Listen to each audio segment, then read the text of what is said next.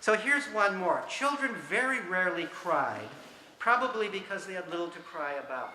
No child was ever yelled at or slapped or physically punished, and few were even scolded.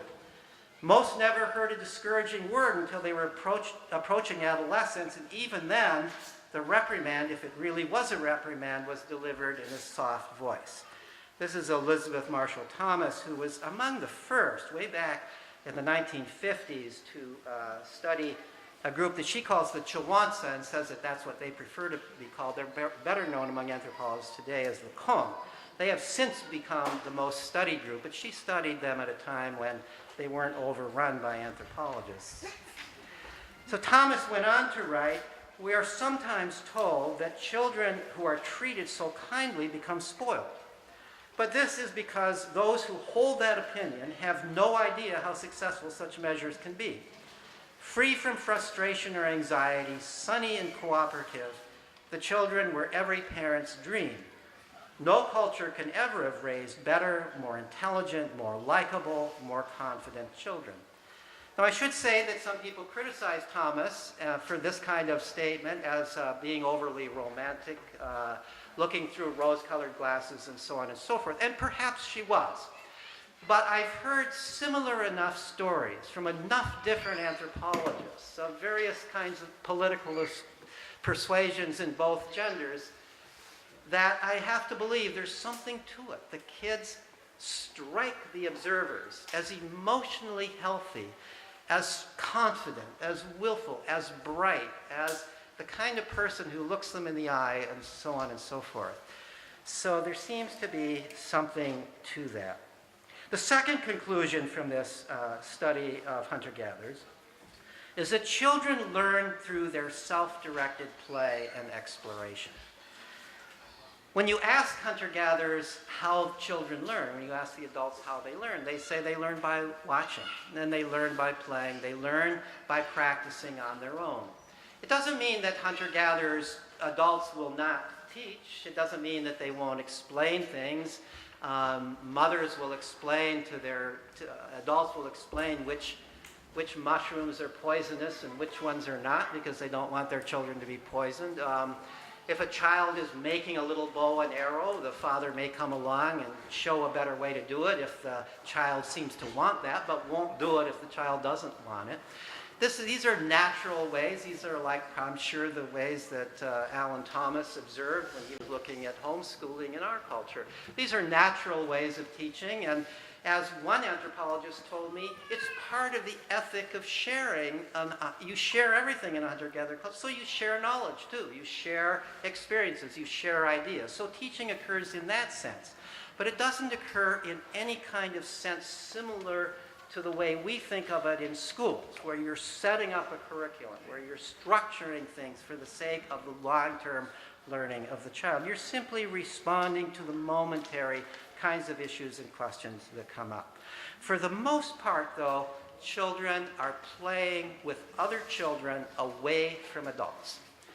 So this brings up the second continuing of this conclusion, that children learn through their self. One of the questions that we asked in our survey of anthropologists was, how much time did children have to play? How much free time did they have? And the answer that every single one of them gave us in one form or another was essentially all the time. From dawn to dusk, they were free. From the age of 4, which is the age at which they are regarded as knowledgeable and responsible enough to leave the adults, until their mid-teens. They're off playing most of the time with other kids, very often some distance away from the camp where the adults are.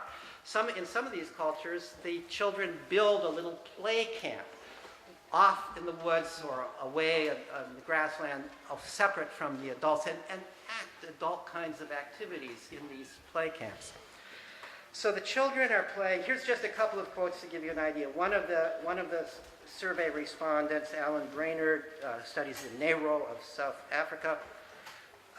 Africa. Both boys and girls had almost all day, every day, free to play. And Karen Endicott, concerning the Batak of Indonesia, said children were free to play nearly all the time. No one expected children to do serious work until they were in their late teens. And that seemed to be the case for all the cultures. Sometimes people think, well, in these primitive societies, you must be an adult by the time you're 10 or 11. Not true. That's true more or less in some of the agricultural societies, but that's not true in hunter-gatherer cultures. Hunter-gatherer cultures, to be a skilled hunter and a skilled gatherer requires a lot of knowledge. You can't just go out and do it. You can do serious farm work at the age of 10, but because it's routine, it's not terribly skilled. But you can't be a good hunter or even a good gatherer. You can certainly be helpful with gathering, but tracking and hunting requires enormous skill that the children have to be able to develop before they can seriously contribute to the economy of the band. So another question that we asked in our survey was, what kinds of things did the children play at? What were some of the things you observed them doing while they were playing? And it's interesting that quite a few of the responses that we got were activities that represented the economic activities or the artistic activities of the culture that would be important to the adults, consistent with Gruss's theory. The children were very much playing at the kinds of activities that are important for becoming an adult in that culture. So here's just a partial list. Digging up tubers, fishing, smoking porcupines out of holes, cooking, caring for infants, climbing trees, building vine ladders, building huts, using knives and other tools, making tools, carrying heavy loads, building rafts, making fires, defending against attacks from pretend predators, imitating animals, which is a means of learning to identify animals, terribly important to hunter-gatherers, and making music, dancing, storytelling, and arguing. It was interesting to note how often playful arguing was part of what they did. One anthropologist described the way that children in roughly the age range of 9 to about 13 would, away from the adults, the next day, after hearing the arguments around the campfire, would mimic the arguments that they heard in exaggerated ways.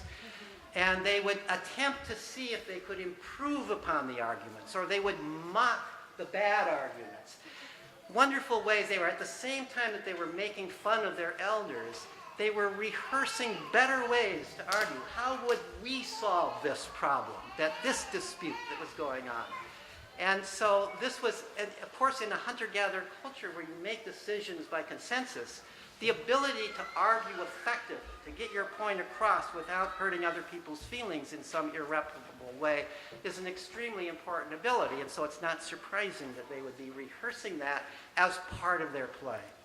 Not because any adult is telling them to do so, not because this is a curriculum, but simply because, as Gruss said, it's natural for children to want to acquire the skills that are important to becoming an adult in the culture in which you are growing up. So in sum, I should also say that, of course, all of the respondents said that the boys in the culture that they observed spent essentially endless amounts of time at tracking and hunting, practicing. They would shoot at butterflies and toads and all kinds of little things. They would make bows and arrows or blowpipes and darts or snares or whatever were the tools of hunting in their culture. Tracking is an incredibly difficult skill. The anthropologists who have observed it are just amazed by it. There's a book written by a South African that the thesis of which is that tracking is the origin of science. The amount that you have to develop hypotheses about these they can tell from just little bent twigs, what animal this was, how fast it was going, what time of day it went by, and so on and so forth. If there's a little centipede track across the track, that tells them because this centipede only moves at a certain time of day, the animal has to have gone before that time of day. They're putting together all kinds of information to develop and test hypotheses as they're tracking. And the children are doing this. They track one another. Everybody knows everybody else's footprints. There's no privacy in these cultures. You can tell where everybody's gone because everybody knows everybody's footprints. They even know the footprints of the members of the neighboring band. They know who they are. So they're tracking each other. They're tracking all sorts of animals. They are learning the science and art of tracking constantly. The boys are. There's one in one culture. the anthropologists studied that said the girls also are studying these things. This is one of the few cultures where women also hunt with bows and arrows right along with the men. They do almost an equal amount of hunting to the men, and not surprisingly in that culture, the girls are also playing at tracking and hunting. So in hunter-gatherer cultures, adults do not deliberately educate children. Instead, they give children lots of free time to play and explore, and the children make use of that and educate themselves. Now, the question is, what about our culture? You know, if I were talking to a different group, everybody would say, well, you know, that's very interesting. You know, too bad we're not hunter-gatherers. Wouldn't it be nice? But we live in a whole different world. We don't hunt and gather for our living. We have reading and writing and numbers. Hunter-gatherers don't have these. They're not literate. They don't learn to read. They don't learn to write.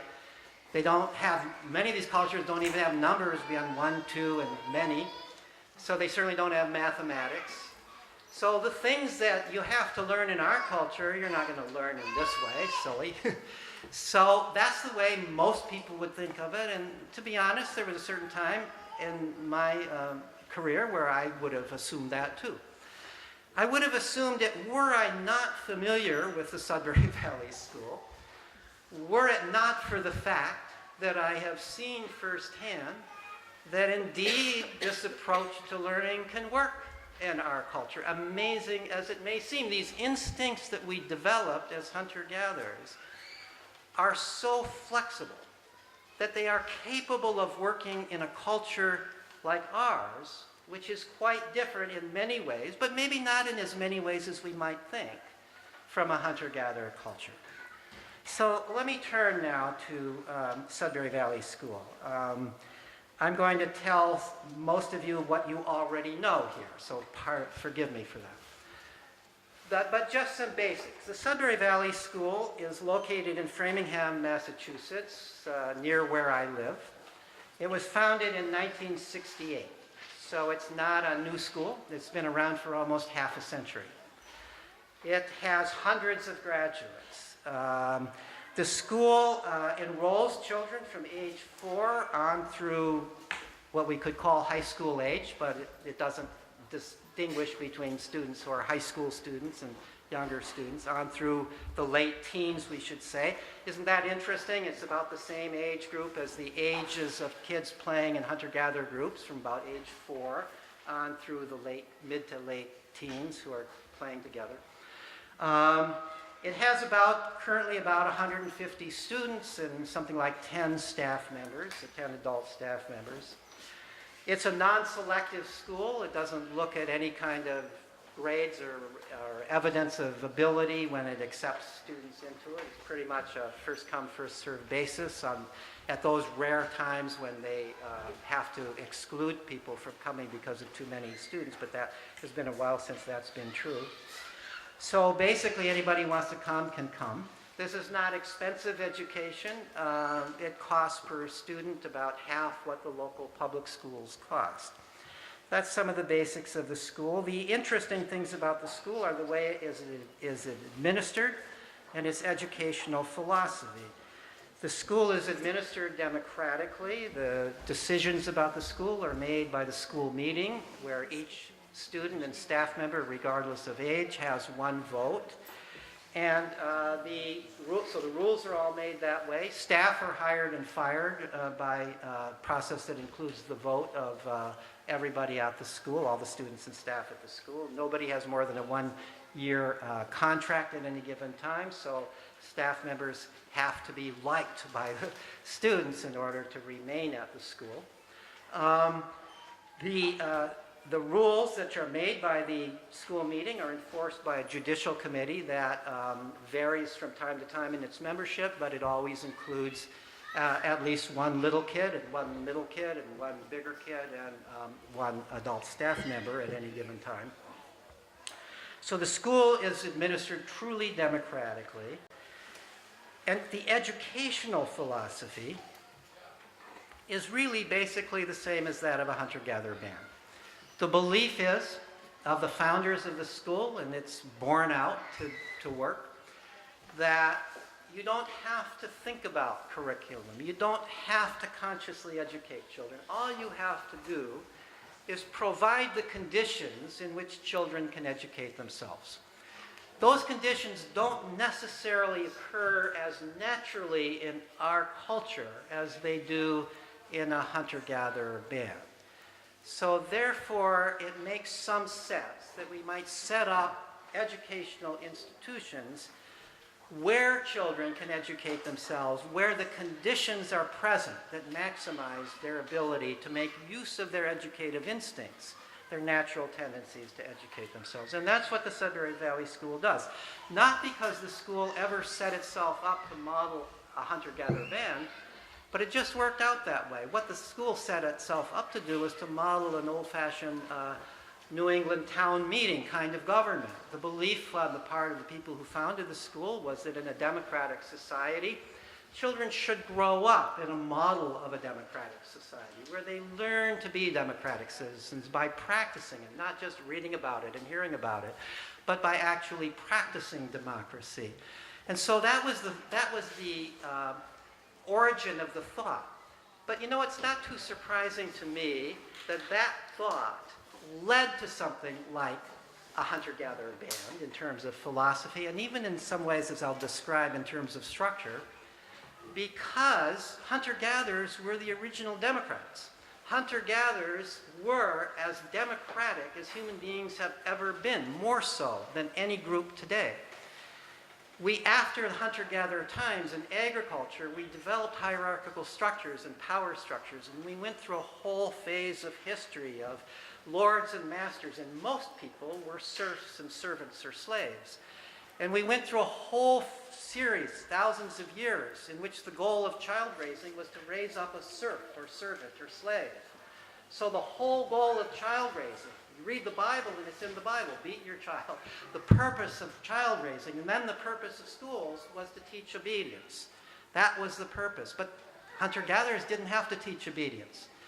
They had to raise children to be willful, to be part of the society, to be rule makers rather than rule followers. So it's not surprising that somebody who wants to start a school today that represents the essence of democracy would, just by coincidence, come up with some ideas fairly similar to what happened in hunter-gatherer times. So my first study of the school of Sudbury Valley many years ago was a follow-up study of the graduates. Does the school work? I know of only one way to see if a school works, and that's to see, presumably a school in our society works if people who leave the school can live satisfying lives. Can they get a job? Are they content? Are they happy? Are they productive? Or on the other hand, do they end up in prison? Do they become wards of the state in one way or another because they can't support themselves? So I was concerned, does this school function as a place where children actually do prepare themselves for adult life in the real world? So at that time, the school was smaller than it is now. It had not had as many years of life. But there were about something like 80 graduates of the school who met my definition of graduates. They had been there for at least 2 years, most of them much longer than that. And they'd been out of the school for at least 2 years, and they left at an age at which they were not going to secondary schooling anyplace else, or certainly not primary schooling someplace else. So they were either going on to jobs or some other kind of life, or they were going on to higher education. And so I did this study and found that, lo and behold, they seemed to do well in society. They had gone into all walks of life. I couldn't find any career area that we value in our culture that didn't have at least some Sudbury Valley graduates who were pursuing. There was probably a disproportionate number of musicians and artists, but there were scientists, there was a mathematician, there were inventors, there were computer specialists, there were social workers, there was a doctor, there was a lawyer. There were people who had gone on into all the walks of life that even the most uptight middle-class parent would be happy to have their child continue on in. So the school, by that definition, worked. When I asked in the study I asked the question, are there any reasons why you regret that you went to such an unusual school? And then I also asked the question, are there any reasons why you're particularly glad you went to such a school?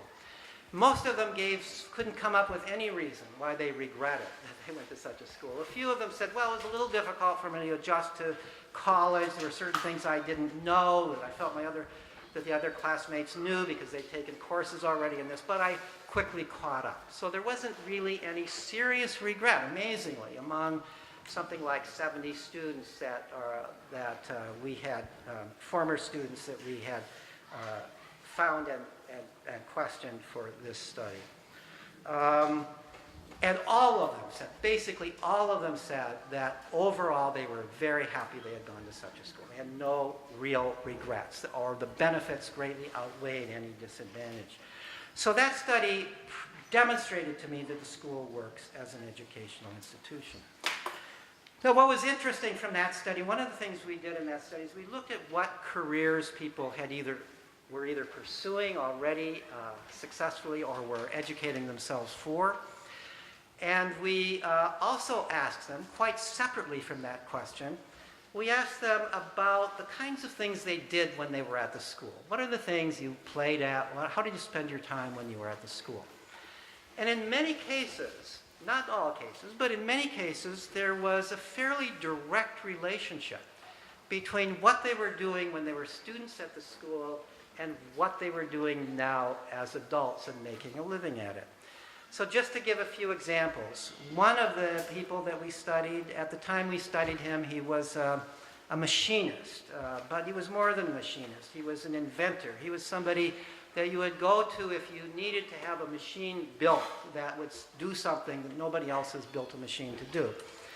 This was a person who, when he was a student at the school, spent all his time, enormous amounts of time, making things out of this plasticine, this modeling clay, building things to scale, spent hours and hours. He was just a passionate interest in that. And then as he got older, he began to he would get parts from the dump, the bicycle parts from the dump, and build bicycles and sell them.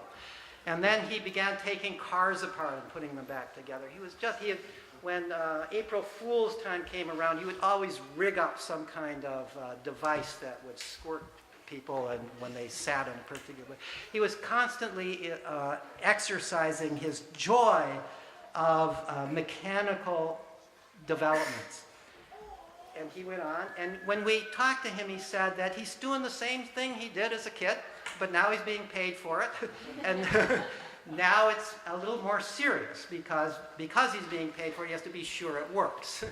So this is a characteristic of many of the students, that they really saw their careers as an extension of their play and still had the same playful attitude towards what they were doing.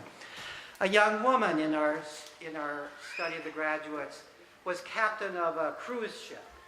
She, as a child, had been fascinated. There's a little pond on the campus, and she had played with little boats. And then she graduated from that to making use of the fact that at Sudbury Valley you can spend time off campus. And she would go out to Cape Cod and apprentice herself to ship captains. So by the time she was graduated, she had a lot of skill and knowledge in the area of navigating ships and became a ship captain. There was another woman who was a well-paid fashion designer in the high fashion industry. She loved dolls as a child and played with dolls and made doll clothes, and then she began to make clothes for herself and her friends. And by the time she graduated, she was very skilled in fabrics and patterns and design. And then she went off and apprenticed herself to a fashion designer and moved up rather rapidly in that craft. There was, believe it or not, one of the graduates who at that time was a student in mathematics, is now a professor of mathematics, has been for a long time. How did he develop his interest in math? We asked him. What chain of events led? What were you doing as a child? So he described how he had a love for science fiction. Maybe around the age of 10, 11, 12, he began reading science fiction. He became fascinated by the logic in science fiction. A good science fiction, he said, is a story in which you vary one thing from the real world, and then you follow up the consequences of that in a logical fashion. So this led him to an interest in physics. He was, at one point thought he might go on in physics, but it also led to an interest in mathematics. He began to realize mathematics is exactly that. You start with some axiom. This is just some fantasy. You just make this up. And then you see what follows. Logically, if this axiom is true, what else has to be true? And so he began playing, still as a student, with mathematics. And of course, all real mathematicians, if you ask them, they say this is just all play. It's just all mental play. That's what the joy of mathematics is to somebody who's really a mathematician. And of course, there were artists and musicians and computer programmers among who, but that doesn't surprise people so much because it seems quite natural that when people are free, we see this all the time. People play with music and art. And in this day and age, and even back then with computers, children were on the forefront of learning about computers and making innovations with computers. So I'm now at point D on this outline, the optimal context for self-education, how Sudbury Valley School is like a hunter-gatherer band.